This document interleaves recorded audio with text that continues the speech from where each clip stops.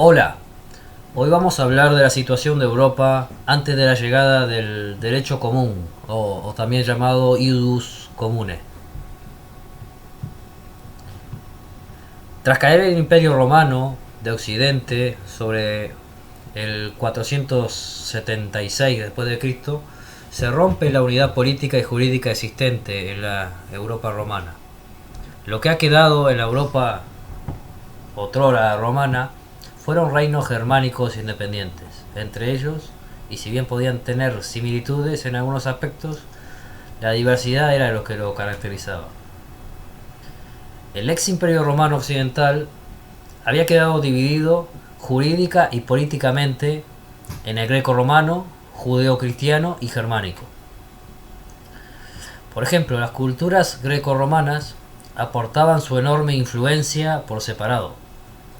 Los griegos, en el campo de la filosofía, grandes pensadores como Platón, Aristóteles, Sócrates, son un mínimo y pequeño ejemplo de lo que precedería luego.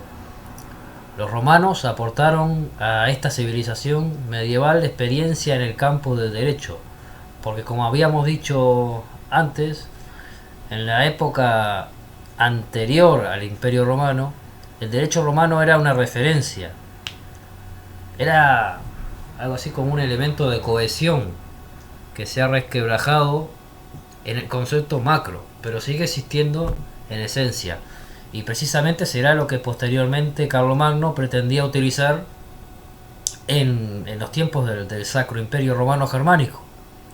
O sea, anterior a la llegada del Dios Comune, pero posterior a la caída del Imperio Romano. Cuando Carlomagno decía unum imperium, unum ius. O sea, si uno es el imperio, uno debe ser el derecho. Podemos también encontrar similitudes o transversalidades cuando Platón creó República, cerca del 375 a.C. Una ciudad utópica donde lo que emanaba era justicia y un ideal de igualdad entre las personas. Una de las pruebas más visibles de esas similitudes, de esa transversalidad, es que Cicerón, que vivió desde el 106 hasta el 143 a.C., creó de república. Ya no república, de república. O sea, la similitud entre los nombres es evidente. Se conoce muy poco de los orígenes de la religión cristiana, pero se cree que para los siglos I y II su sociedad estaba entre las más pobres de todas, teniendo una especie de rechazo ante lo rico y poderoso. Y no fue hasta el siglo III,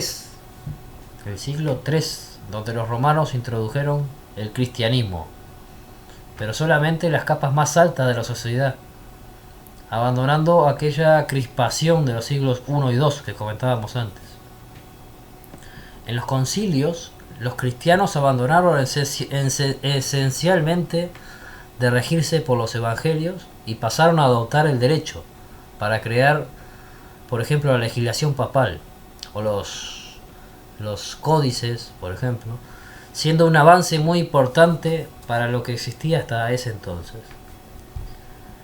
La tradición germánica era basada en la familia, un núcleo para ellos, un núcleo organizativo de la sociedad. Ejercían la monogamia. El padre lideraba el clan y a partir de allí se organizaban. Políticamente, antes de cada invasión, se organizaban en tribu. El líder de esa tribu era como una forma urbana de organizarse, era una especie de rey y ese mismo monarca era el líder judicial y religioso, una especie de ser omnipotente. En el siglo VII, y ya con varios siglos de discrepancias, de desavenencias jurídicas y políticas en la Europa germánica ya fragmentada y posterior a la caída del Imperio Romano, se revelan varias amenazas que serán un punto de inflexión para la creación del mentado Sacro Imperio Romano Germánico de Carlomagno. Por un lado, la amenaza musulmana, incluida la conquista del reino visigodo de Toledo, en lo que hoy es España. La amenaza,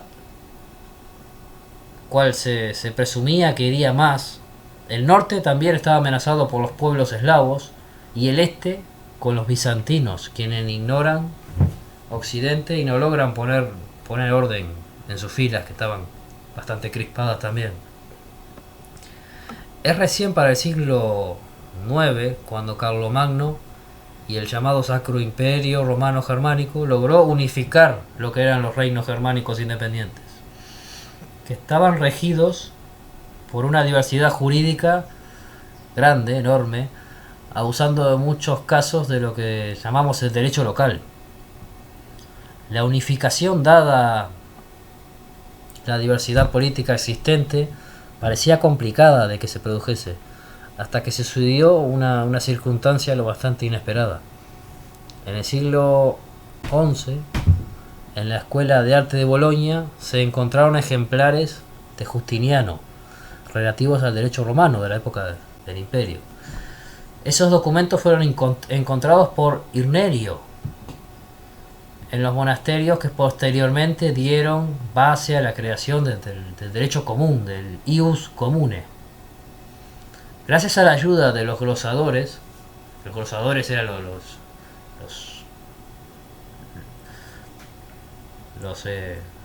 los universitarios, los catedráticos de la Universidad de Bolonia, que fue donde se creó toda esta historia del ius comune, serían quienes ayudarían a unificar y a codificar esa valiosa documentación encontrada y a crear las nacientes universidades.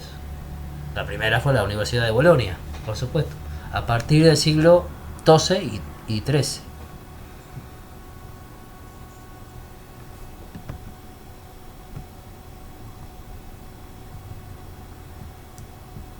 Cualquier duda acerca del audio estará en la descripción debajo del video y el enlace al blog.